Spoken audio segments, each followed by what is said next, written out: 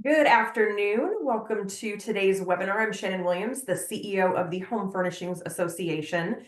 And I hope you guys are all joining us. I know everyone's getting prepped, getting ready to go for Halloween. If you're just arriving, throw in the chat what you're dressing up as or what you're taking your kids out as. My boys, Spider-Man, Minecraft, Creeper, and like something that's green and a leotard. Don't have a clue.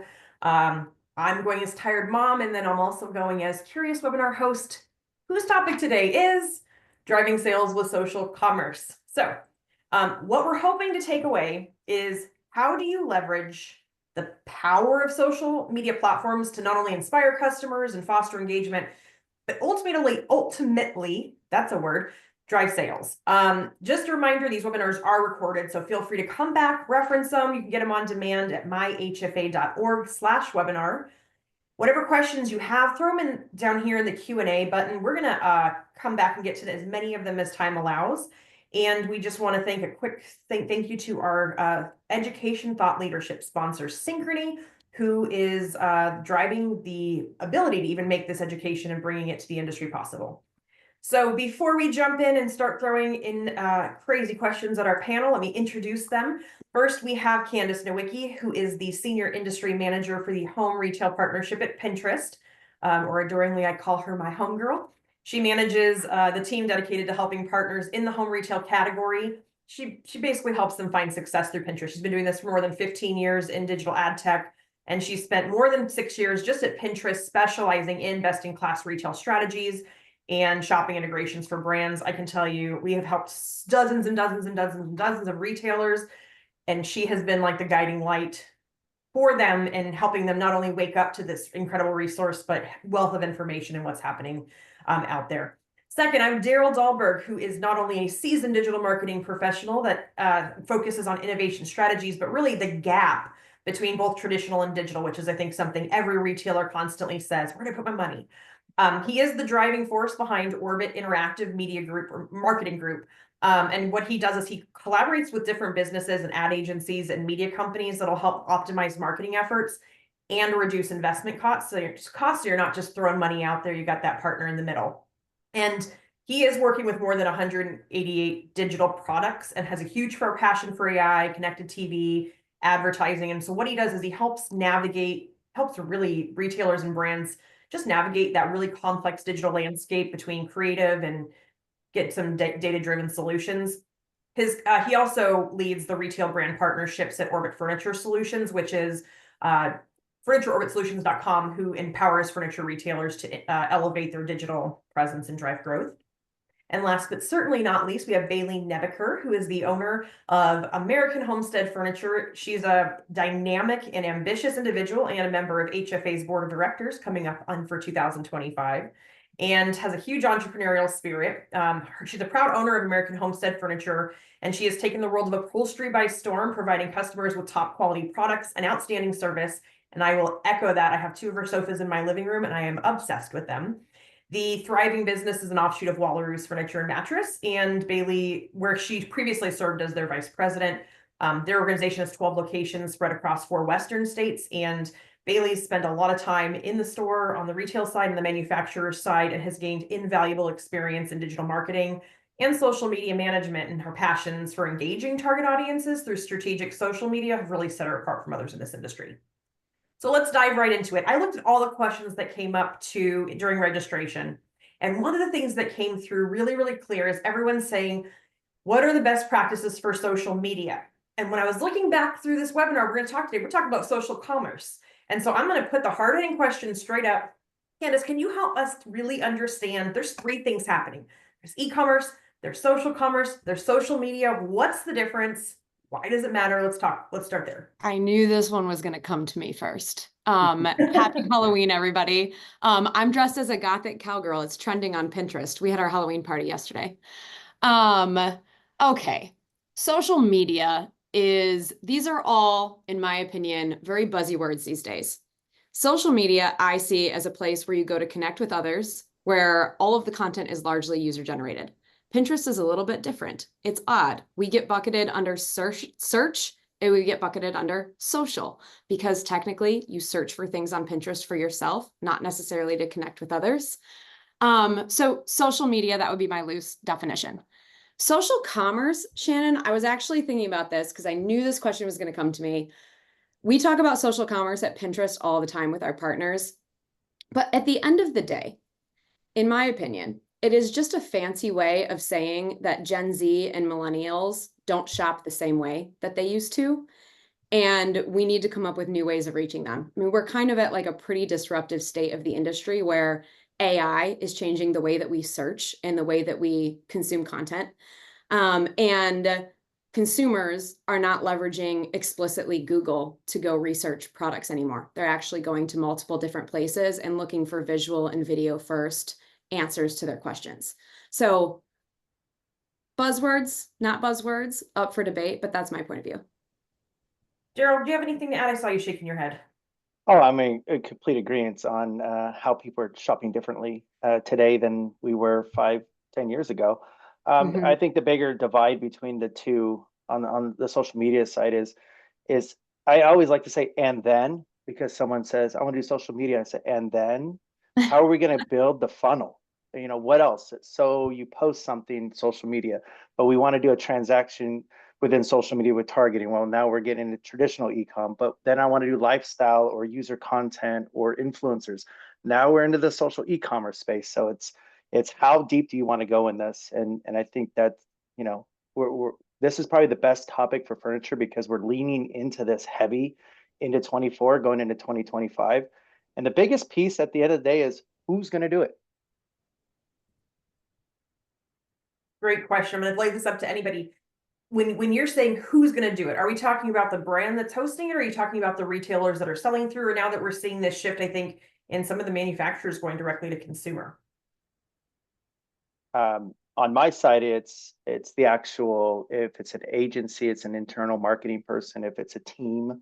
When that question is posed, it's everyone looks at each other and says, who knows how to do it? Who can create it? Who has the ability and so forth. So building out all those pieces within social e-commerce or social in itself is a team. That's actually a really valid point. I think so much of us operate off like accountability charts or org charts where there's clear ownership. And now when you're starting to blend some of these areas, like when did marketing and technology become those two departments, or sales and technology, or sales and marketing? Sales and marketing has always kind of been right there. That brings a Right. really valuable point. So Bailey, I know that you have gone I know you have made a huge name for yourself because of the social media lens and what you've done on the social media channel. So can I ask you, where have you seen the shift from that just social media targeted by to drive website traffic into the shift into social commerce? Have you seen a difference? Meta is such an interesting place right now because there have been so many changes with Instagram Shop. So for me, it's always been about, okay, so they see a viral video, now what? And I think, if you look at the questions that everyone asks, and now what? And now what? I think Orbit is a great and now what solution. Realistically, you can make videos that go viral, or you can pay for videos to get the sense of virality. But at the end of the day, it's what do we do with that? And for me, it's still something that at times confounds me, but bringing people out of social media, making them aware of your brand, and then getting them to take that next step. One thing I've had success with is bringing them from socials to my mailing list, giving that as a call to action. My email list is invaluable to me and ever growing. And the biggest way we've grown that email list has been through in-store purchases. You got to give me your email if you want a receipt, but through social media. So maybe you're not directly selling from Pinterest or your Instagram or your TikTok, or you can be. But you're taking that and you're just beginning that relationship with the customer. It's crazy. Let me ask you this. When I was at market this week, I heard a very interesting statistic, and I have not checked out where the source of this information comes from. But I heard that half of all sales are basically online right now, and the other half are brick and mortar. Candace, I think that you probably have the best understanding of that from the brands that you work with. can you give visibility or validity to that? And then are you seeing that shift just come through like websites? Is it social media campaigns that are being driven to websites? Is social commerce starting to take the friction out of it? What are you seeing? Yeah, the short answer, Shannon, is it's still really messy. I think one of the learns that we've had at Pinterest is the best thing that we can do for a retailer to actually drive sales through our platform is just give a really good high quality handoff to their website and let their, let their retail site do its work. I know some of the other platforms like Instagram and TikTok are kind of doing the transaction within their platform, and there's probably a space for that. But in terms of like what percentage, I work on a small handful of home retailers, and I will tell you all, it is still extremely varied. So I have some retailers where 2/3 of their sales are happening online. And they're large brick and mortar names, right? But they've invested in the technology. They've had websites for a really long time. Their site experience is incredibly like intuitive and simple to make a transaction on. I have some that are 50-50 that, would consider themselves true omni-channel retail. In the furniture space, in my opinion, it's still largely brick and mortar. I actually think it was HFA Top 100 last year. Somebody said something to me at a roundtable that stuck with me, which is our website has essentially become our front door. They might discover our brand at a place like Pinterest, but they are going to come visit our website and see like, what is this about? Am I into this? Do I want to consider this brand? And then they might come in store to make the actual transaction. And I think in furniture, we're still seeing largely that experience. There's anomalies, don't get me wrong. Like there's the Targets and the Wayfairs and the Amazons that are clearly figuring out the e-commerce piece of it. But the bulk of consumers still want to touch the product, and they kind of bounce between both. We've seen, I discover the brand, I go visit it in store, and then I make the purchase online because now I know exactly what we want. That happens a lot too. They're also coming in store as experts. Yes, they are. Oh my gosh. I'll Here's a say, board. Go ahead, Daryl. Would love I your was going to point. Go say ahead. the website, you bring up a very important thing. We're running into this a lot. The website is probably the most important piece right now. Yeah. Furniture has come forward kind of like how automotive did 15, 20 years ago, where the research happens before the store. So it kind of waterfalls. You got the social and all the advertising that's happening digitally or traditionally, and it goes to the website. If it's not functional, it's not something that they can feel that it's true, authentic, and something they want, they might not show up at the store. They just see it and move on. I think you brought up a really great point too about online sales. Where does that teeter?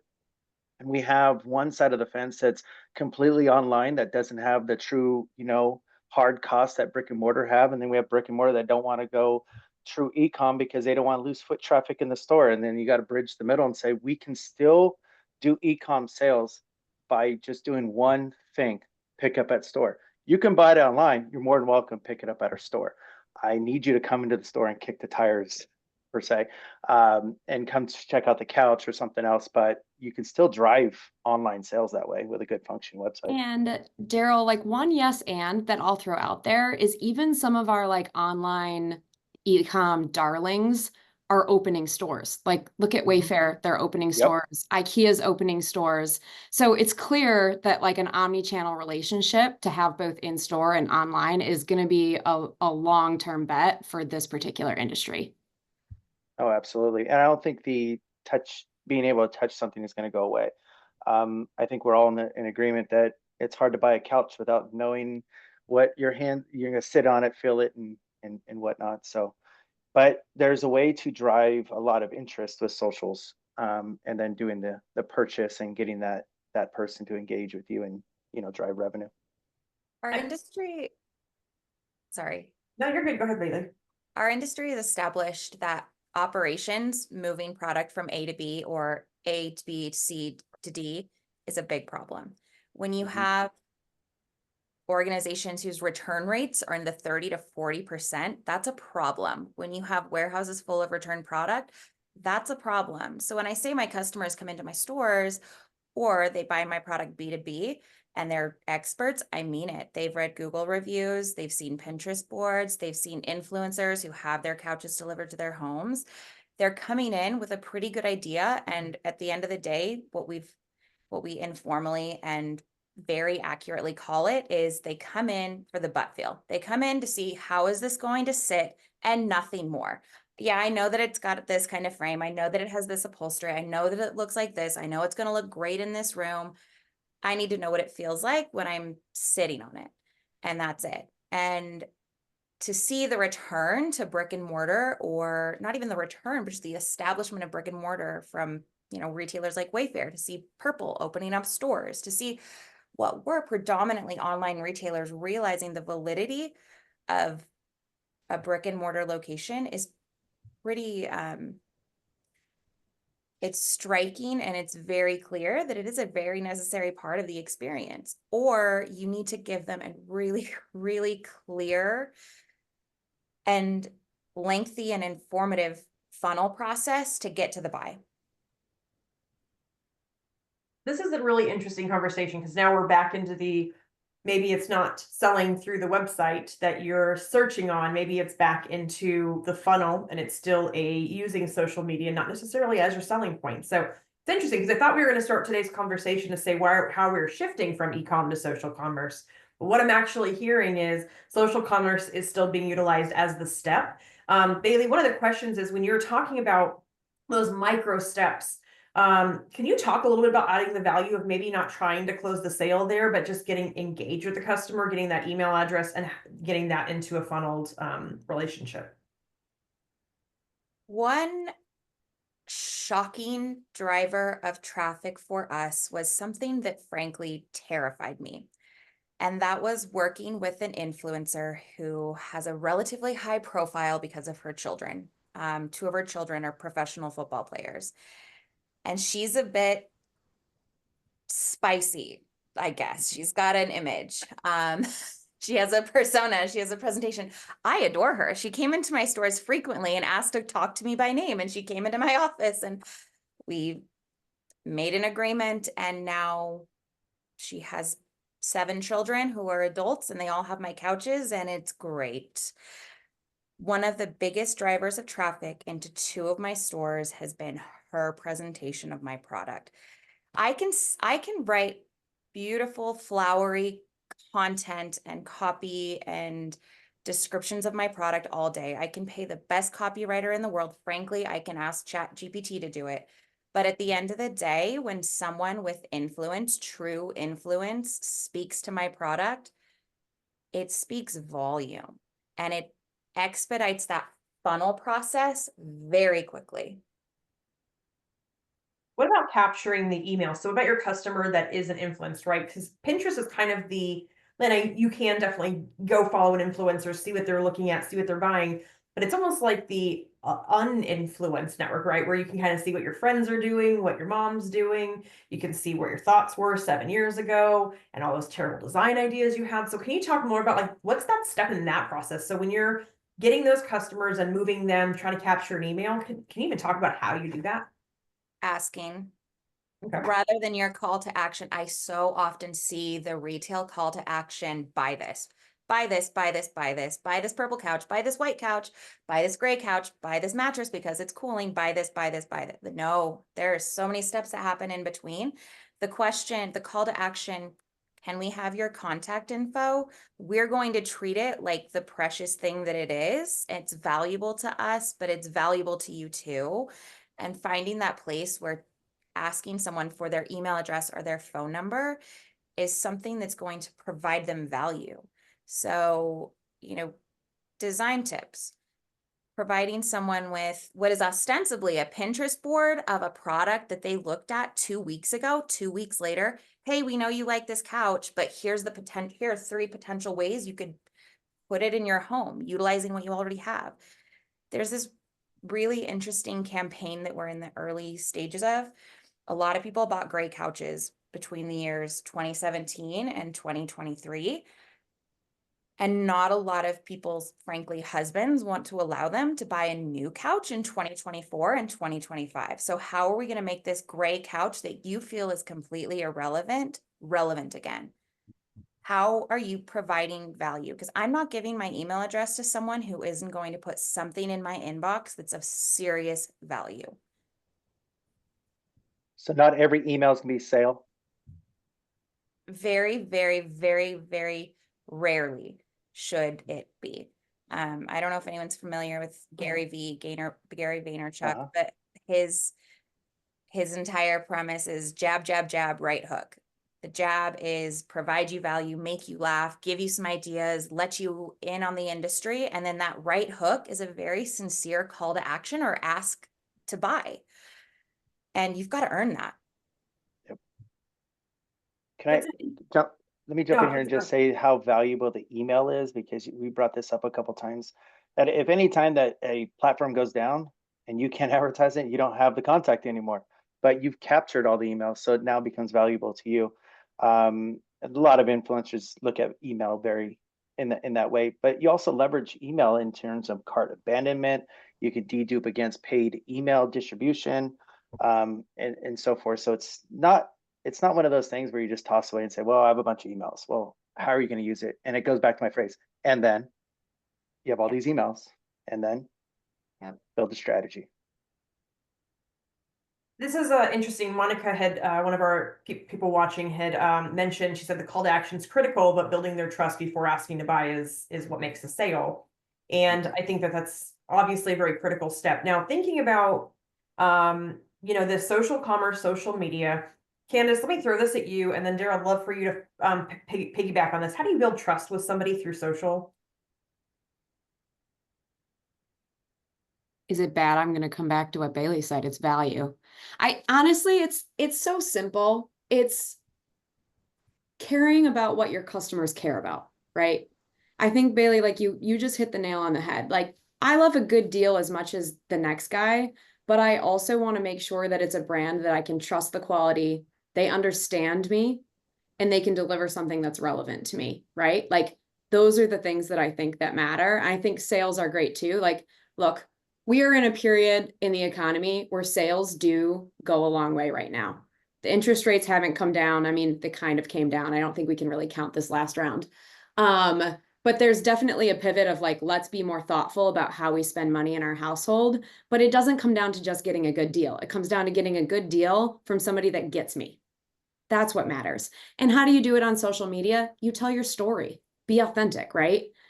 What do they care about? Is there a way that my brand adds value? Can I tell them that story? And can I deliver something that's relevant to them? I know you guys hear me say this every time I see all y'all.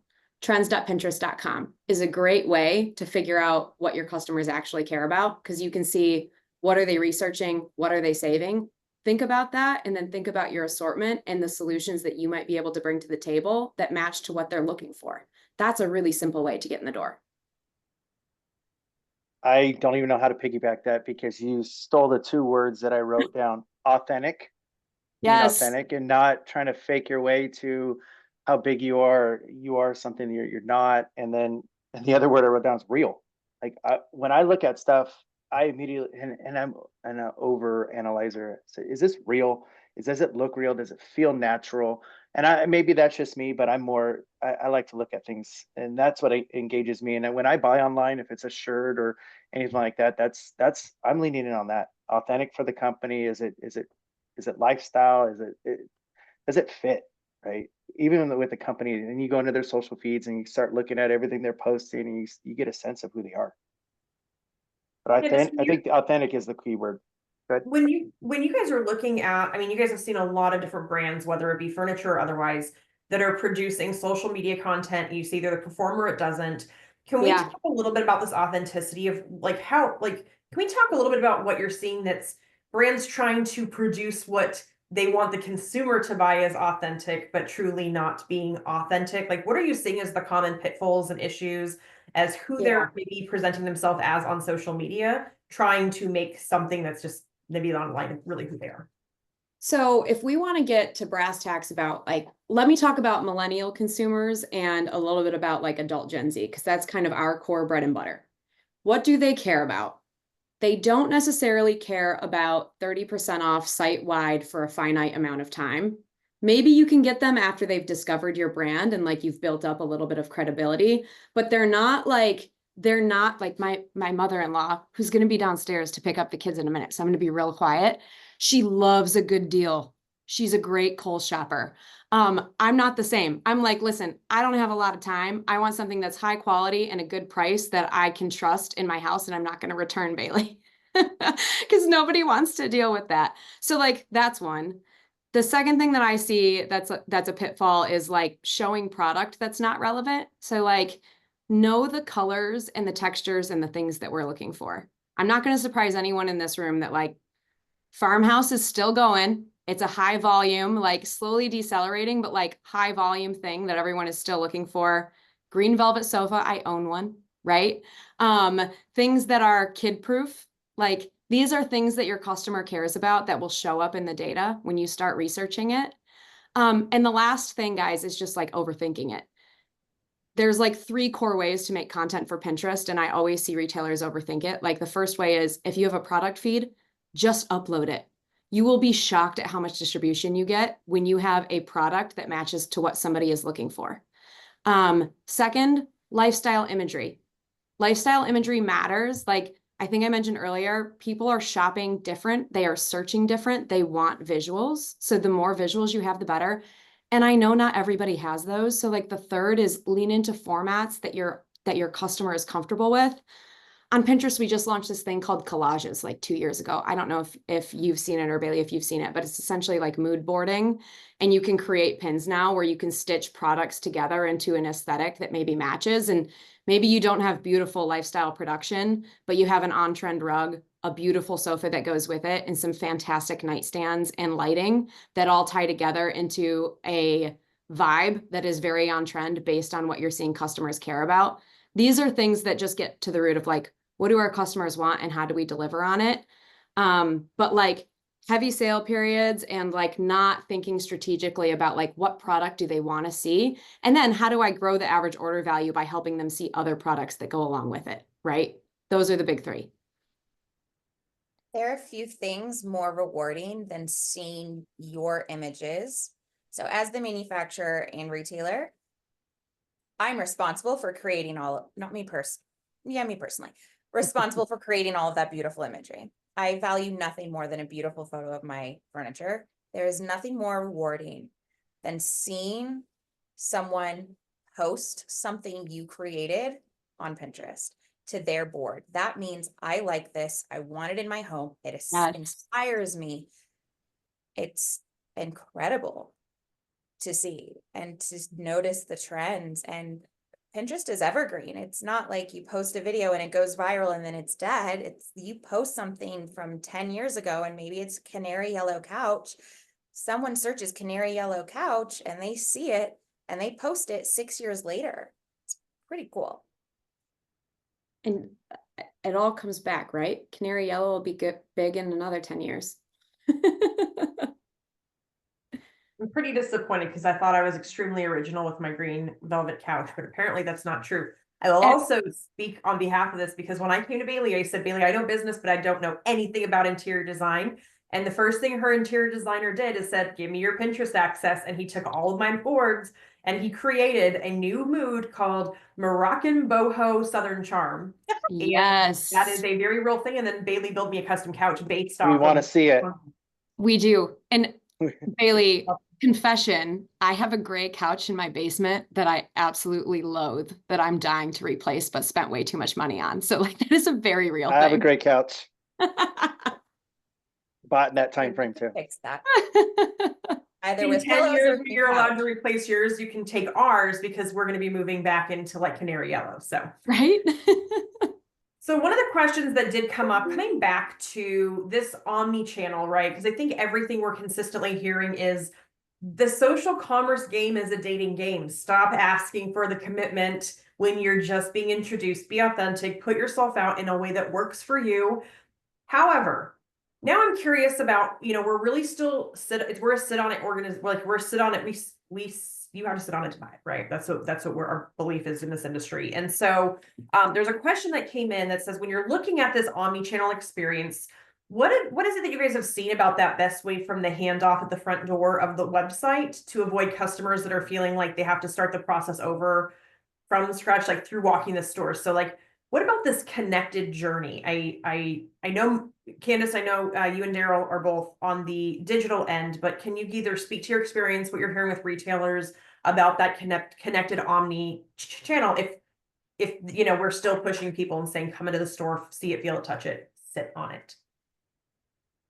A lot of the stuff that I work with the retailers on is building that funnel driving to the store, right? So if it's the big sale that we're going to have for Black Friday or whatnot, it's really getting out what the sale is and what the products that are available and creating that fear of missing out opportunity of saying, well, I only have 262 of these or whatnot. A lot of them use different techniques that way.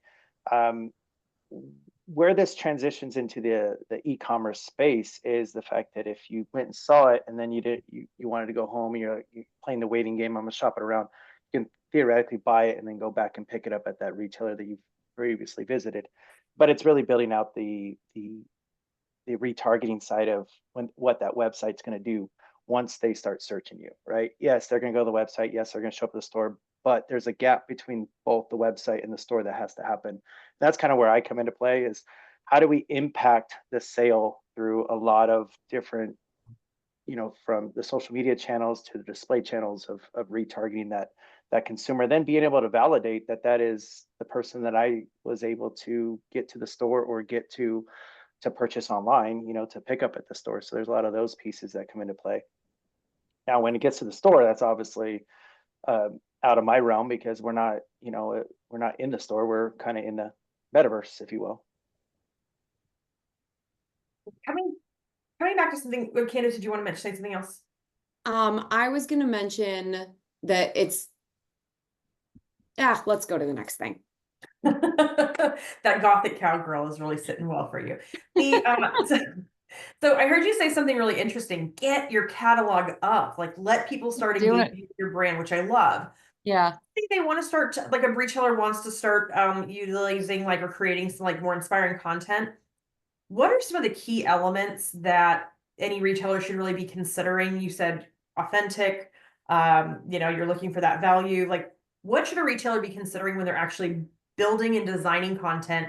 And how do they do that by both getting scale and by creating an authentic voice brand? And what's that strategy there? Which should they be considering and doing? Yeah. I have a couple thoughts on this one. One is know your customers and what they want. And those are the products that you focus on featuring. And there's nothing wrong also with stealing from what works. If you go to Pinterest or our trends tool and you look for something that is similar to what you sell and you find a vibe and you want to do a lifestyle imagery photo shoot around that vibe, that is the stuff that your customers want. You're selling something that's relevant to them, go for it. I think that the thing that I'll say is it's great if you have the resources to do lifestyle imagery production, use Pinterest as your inspiration, go out there and shoot it, and then upload something that is what your customers want that's relevant to your brand, right? It's got to feel real and authentic. That's the key. If you're selling all lazy boys and you put a mid-century sofa in your picture, that's going to feel disjointed for the customer. So be true to yourself, right? And that brings me kind of to the point of congruency. A lot of times on Pinterest, we were the reason that a brand might get into the consideration set, but then there's a lot of steps that have to happen after that, right? They might go in store and say, I do want to be on this email list, or they might go in store, touch and feel it, and then come back and look at all of the different product options that they can choose from online. And then they might go to Pinterest again to see what are the other things that might go with this? And do I really want to pull the trigger? And then they might pull the trigger. So there's a lot of bouncing back and forth that happens, but you want to be able to serve them the thing that they saw both on your website and in store. And that's one big miss that I see a lot of retailers do, right? Beautiful imagery on Pinterest, but I can't find it on your website. How am I supposed to shop it? Or beautiful imagery on Pinterest, and then I go in store and I can't find the product anywhere. If you have something that customers want, make sure you think about each of those 3 touch points and stitch it together for them. The other thing that you mentioned, Shannon, I'm trying to go back to that was one piece of it. What was the question again? Really creating engaging content that's not just authentic, but brand reflective. Yeah, so that's one way. The other way is not everybody has these giant budgets, right? And producing lifestyle imagery is not always an option. Or maybe you sell from wholesalers that, you know, like have their own assets, but you don't have any of your own. Your product catalog can still do wonders for you. AI is a thing. I know it feels weird to talk about things like generated backgrounds, but everybody's doing it. Even Pinterest is doing it. And I was super apprehensive of putting any kind of lifestyle background on the back of a product on White Image, but I will tell you, after seeing a few in the home space, they're actually pretty darn good. Just shocking. I know, like total doubter, but it being in the tech space, we always have to be the most skeptical. It's like saying doctors make the worst patients.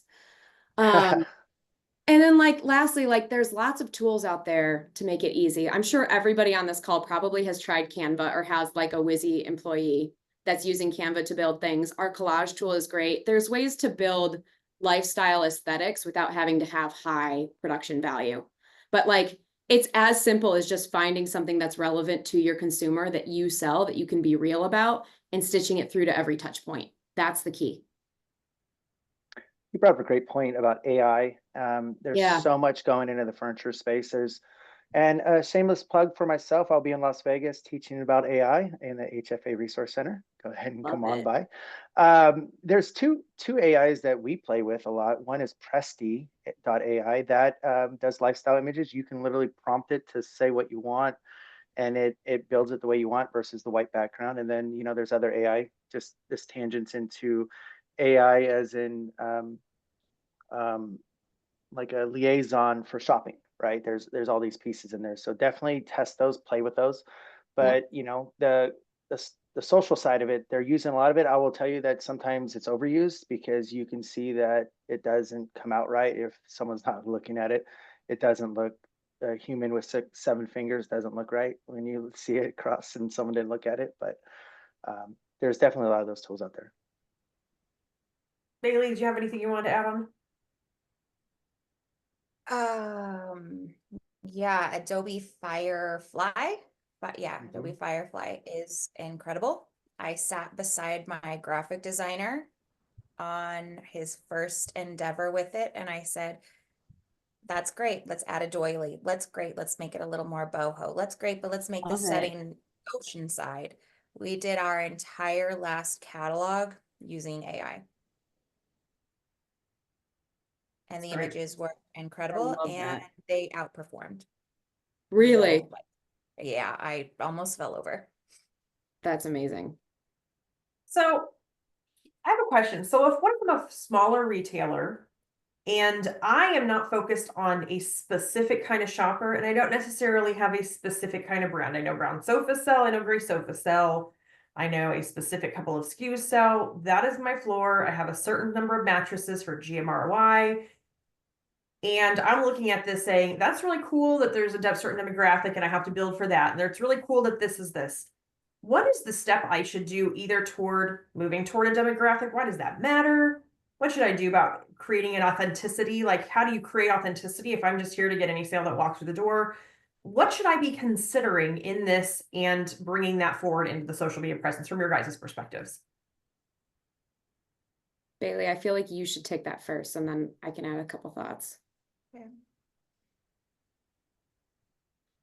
So Candace, you brought up the point that, and I'm paraphrasing, but your social media presence should in some way emulate the in-store presence. Yeah. And it should, and I agree. There's nothing wrong with presenting yourself, your social media presence, as what it is in store, meaning some of our most well-performing pieces of content are these strange ASMR videos of like the ugly parts of our couches. Like when you take a cushion off of a couch, you see that weird black fabric. For whatever reason, these they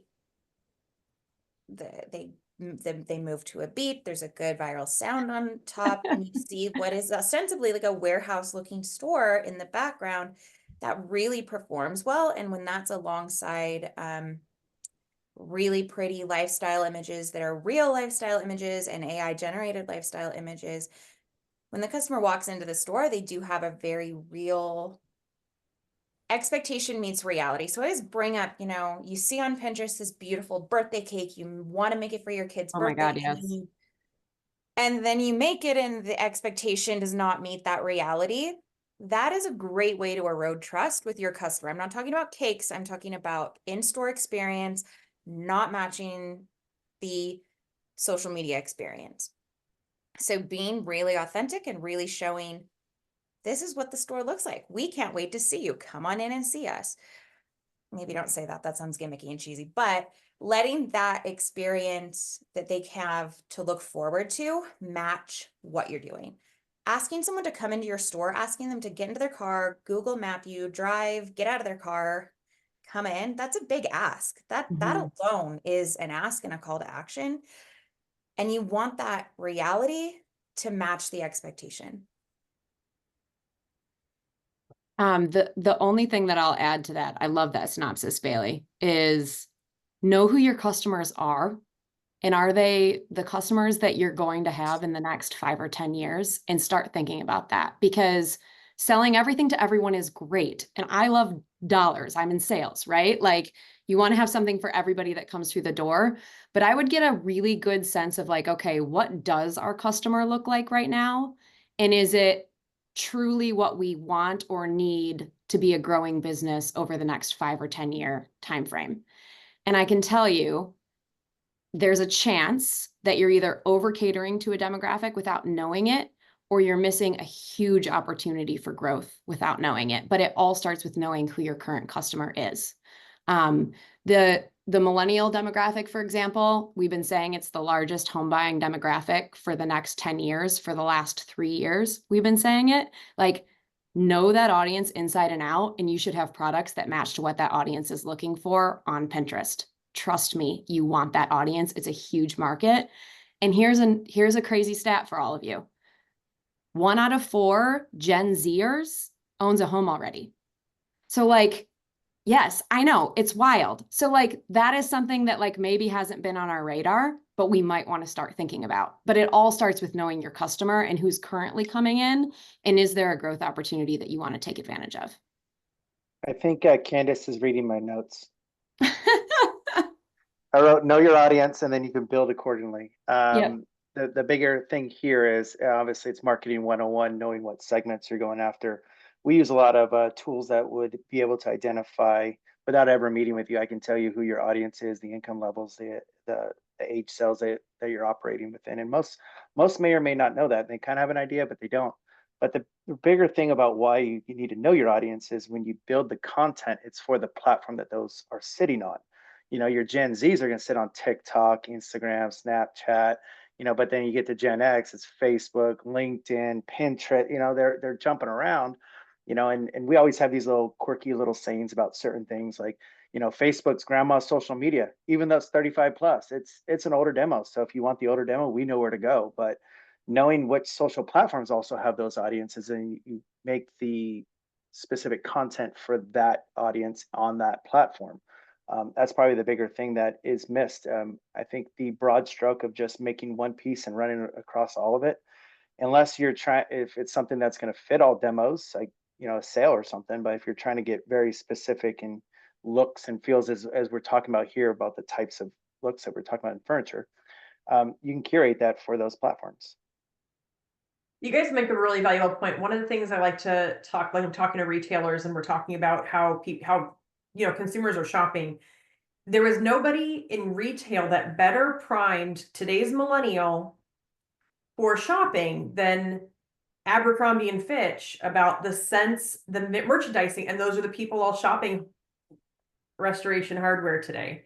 And so there's, that same experience, that same shop, that same thing is happening. It was just an underserved market with nobody speaking that language. And, they found a way to showroom and merchandise, and they are speaking that language of that specific demographics. I think that you're making a really valid point because the evidence is on the wall. And I think, how often are we trying to be all things to all people? But the reality is, if you are selling a $600 sofa, you're not all things to all people. You are a retailer for somebody who wants a $600 sofa. If you're selling a $12,000 mattress, you are not all things to all people, and you probably already know that. So one of the questions that just came in was, Bailey, can you tell us about your TikTok? So maybe shift a little bit in utilizing online content. Tell us about TikTok and what that's done for you in the furniture space.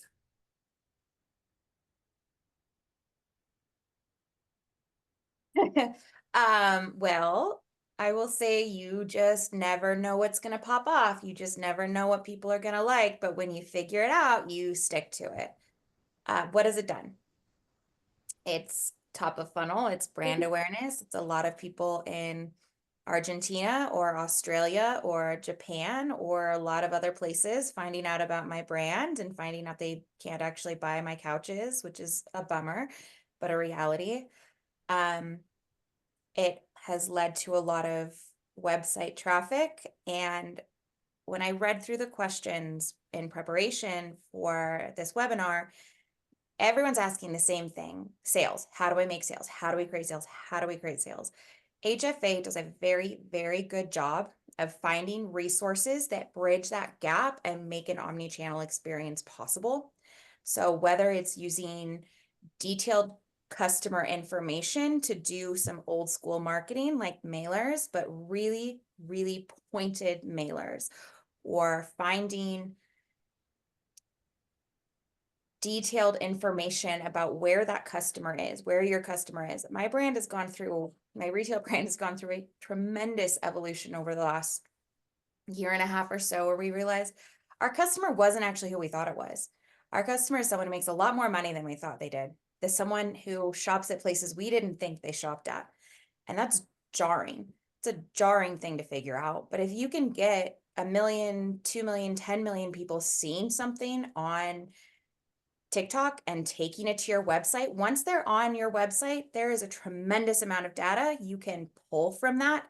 And there is a tremendous amount of tactile marketing you can throw at them. You can watch their customer journey through your website, take information, and then engage with them in really meaningful ways. And that is what the consumer wants. So website visits are not just website visits. They are a very powerful way to get your customers' information. And I had fantastic conversations with Daryl over this last market about all the things you can do with that. And there's a lot of valuable information, and you can do really cool things with it. Can I talk about my favorite video, Bailey? What? They have the kid that does the he showcases it, he lifts up the sofa, shows around, and he jumps on the couch, which is fine. We have kids that jump on the couch. He does one thing that she called it, what you call it, social rage.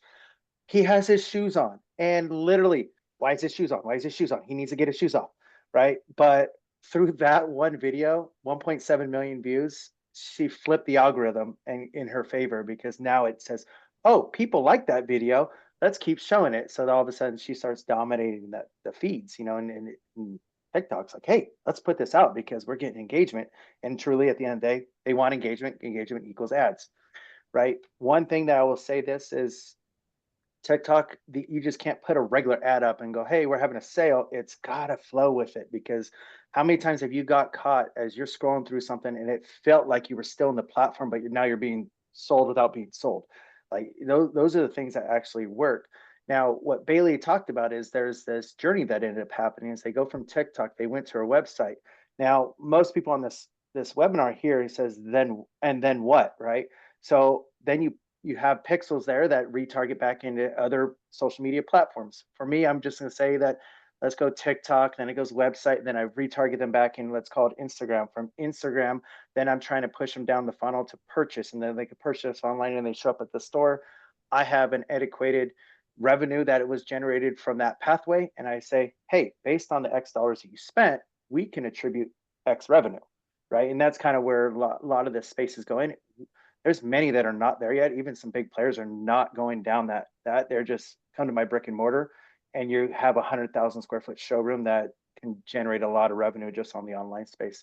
But for Bailey, like those videos, just I go through them and I crack up. I'm like, it's so engaging, and then we all get caught in the rabbit hole, right? And you start going through them all, and you never stop. And 2 hours later, You'll see me engage with, I tell him to take his shoes off all the time. He just doesn't listen. And then they get fired up about it. It's so strange. yeah, it's amazing. I think one of the interesting things, and I'm not your expert here, but I had a really interesting theory about social media, and I played with this for a while and then created a talk account just so I could see if it was true and was able to validate the claim. And yes, Bailey's laughing. I have a very well followed account about potatoes. I just saw on Market Niche and I was like, I bet if I do this, I'll get a fast following. And I was accepted into Creator Fund by that same night and had to turn it into an LLC. It was a whole thing. And one of the things that I think is so understated for any form of social media, if you want to understand who you're selling to, read the comments and live in the forum. It is more important to see how people are interacting with a brand, with a product, with a person, and their thoughts, and even the thoughts of the people interacting with the thoughts, than it is to actually see how other people are advertising. That's really not what matters. You could put up literally white silence on a wall or repost someone else's video, but what's happening in the comments section, I think, is the value. And I bet Candace would say something very similar, is there's just as much value by going on and seeing what else is happening on somebody's page or how that person's interacting with someone else's page. But I think the behavioral aspects and the psychology behind how people think actually tell a better story about, you don't have to have the most creative ideas. The community will typically show you where there's gaps. Do you find that in the Pinterest world, Candace? All the time. I think it's like, you'll see it on the platform by just looking at like your pin, and then you can see related pins. And those are pins that other people that like your stuff also like, which is a great way to see like, what's their aesthetic? What are they into? We also have, our analytics suite is pretty great, guys. Those of you that are questioning who's my customer, we have an audience insight section of your dashboard where you can actually see who's engaging and like what they're interested in, not just what their ages are. But we also have this tool called Conversion Insights. And if you upload your catalog, you can actually see which parts of your catalog people save and engage with and actually drive conversions, which is a great way to know like, okay, what do I sell that people just naturally like that I should double down on? And you'll be shocked at the things that you find, because you'll also see people are sharing things and posting to Pinterest from your website, images that you would have never imagined, that are just so different. And it's just such a great way to see like, all right, what can I learn? Like, use your analytics tools. They're free. I remember when Duncan Wright over at Duncan Wright went onto that page. We were in the Pinterest headquarters, and he was like, I have a page, and he looked at it and he's like, this is what people like. And it was such this moment of, okay. And it was such a connective moment for him. It was so cool to watch, where I'm like, you have tens of thousands of followers following your brand, and our light switch isn't even on yet. Like, this is it's like, what is the better case scenario when people are lined up outside your door and your door is unlocked, not even locked? Yes. We just had a conversation with Pottery Barn. They have beautiful lifestyle imagery. So beautiful. One of their top performing pins right now, I think, is like a very specific plaid pillow. Who would have known? Yeah, who would have known? You know, we go down this rabbit hole of content. You know, you read the comments and people are telling you how to guide your marketing. And we all think about marketing, be marketers. It's repurposing content, right? So they might tell you where the gold is, and then you repurpose that, and how do you leverage that even more, to the point that you know, it's just not just making lifestyle. There's so many ways you can create content for these platforms, if it's product guides or how-to book, lookbooks, or daily tips. And as long as you put together a strategy on that, and if you ever have an issue of trying to figure out what you want to talk about, or you need ideas or brainstorm, HFA on their website actually has a video that I did about brainstorming. I can tell you about that. But there's also other platforms out there that, you know, you can get ideas from, or places you can go grab ideas of what people are searching, and then like Answer the Public. They'll tell you what people are looking for in furniture. You can create content around that, and then see if it kind of pushes through and what people like. So I would say to anybody out there, don't feel like content, I don't know where to start, I don't know what to do. There's always ways to find out new content. We've hit on a lot through our time. We talked a little bit about the different generations and what they're buying. We've talked a little about, you know, how to create, you know, inspiring content and authenticity, how to really change and alter your call to actions. How do you leverage social media for sales?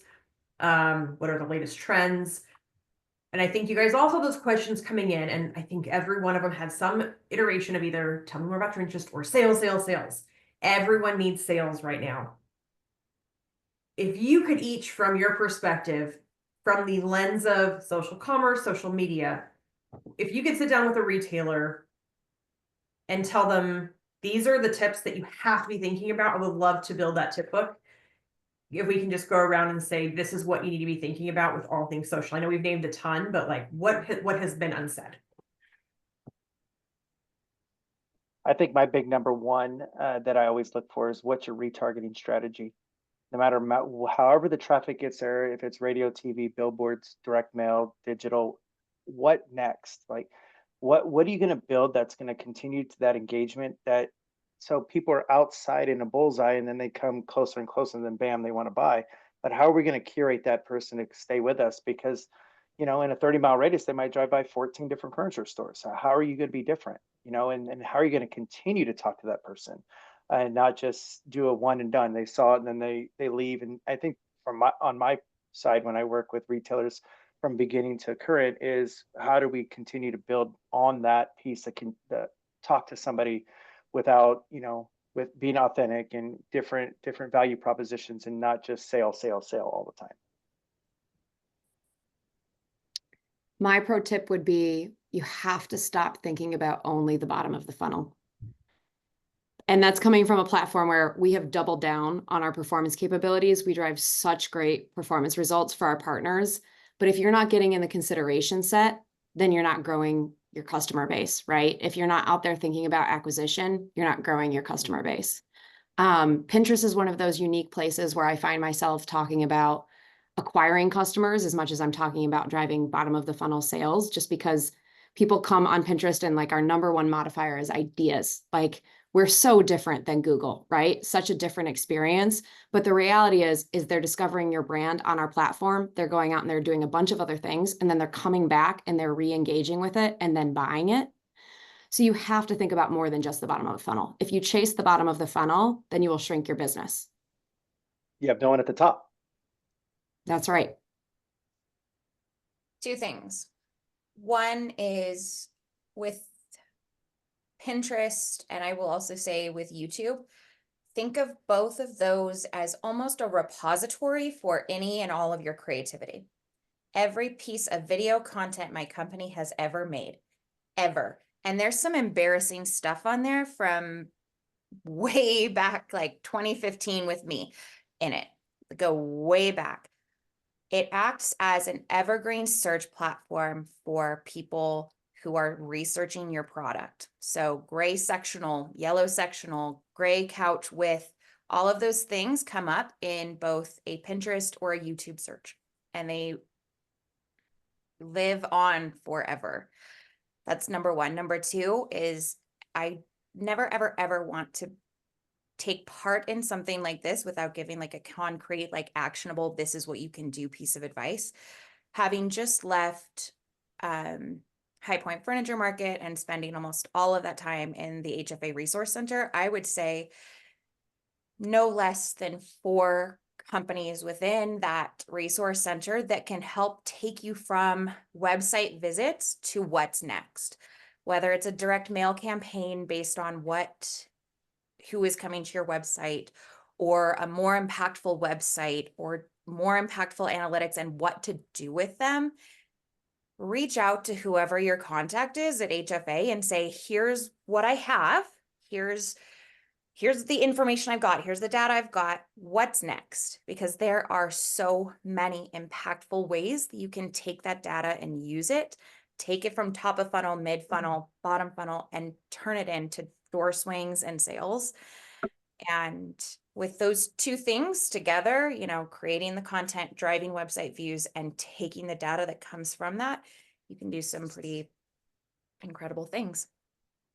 I really You bring up a great point right Oh, there. go ahead, Drew. I was just going to say that I tell my clients all the time, data is the epicenter. Digital is just the vehicle to get the message out. If we know who we have, we target the right people, and it makes it a lot easier than guessing and spraying and praying and hoping that something's gonna happen. If I'm going to talk to this type of group, I'm going to do it this way with this vehicle, which is whatever digital product, and then this is the message that we want to tell them. And they can be different for each, as we said, know your audience, you know, depending on the platform. So data, think about that. Data is the epicenter. You as the retailer hold the best data possible. You know, you have it all in your CRM. We can leverage that as digital marketers. I really appreciate everything you guys have brought to the table, and you really hit home a last final point that was really interesting. And I went back to the questions, and 75% of the questions that came in were about conversion. They were about that bottom of funnel activity. And the best and brightest that I have met in this industry are wondering, how do we get top of funnel? And the thing that I hear every time, every market I've gone to for the last 7 years, I have every successful, amazing, big pictured executive sitting down and saying, how do we got milk our industry? And what I'm hearing this be is that we are all equally responsible for this. This social media is about the representation of how we are as an industry coming to market, bringing our project forward. And some of the best takeaways that I heard today were stop calling to action, stop, sell. What's the next step? How do we date? How do we retarget? How do we look at every relationship, not just from the purchase and then the lifetime of your average customer, but the lifetime of your average prospect? How do we get them in your purchase, like in your journey much sooner? How do we retarget them once they're in here? How do we continue to date them before we go right into these long-term relationships? I think this has been a really interesting conversation. I'd love to spend another hour or two with you guys. Maybe we'll arrange that with Caprice, because I could probably talk to you guys all day. And we'll just title that next one "And Then," because that is where we're at. So I want to do a huge thank you to Daryl at Orbit, and Candace Wicke from Pinterest, and Bailey Nebaker from American Homestead. Please don't forget to check out all of HFA's resources. Next week, we're doing a back-to-back week. Our webinar is called Merchandising Strategies to Elevate Your Online Store. And then for those of you that do want to hear from HFA's lobbyist about projected impacts from these election results, please join us in our government relations action team next week. Next Wednesday, we will have a new president elected, so we can meet at 3 p.m. and talk through what we believe those impacts are going to look like. You can actually sign up for that on our website. Please get out and vote. Please have a happy Halloween, and please make sure to grab all the Reese's pumpkins from your kids, because once they know that they're missing, there's going to be problems. Have a great night, guys, and we'll see you next week. Happy Halloween. Thanks so much.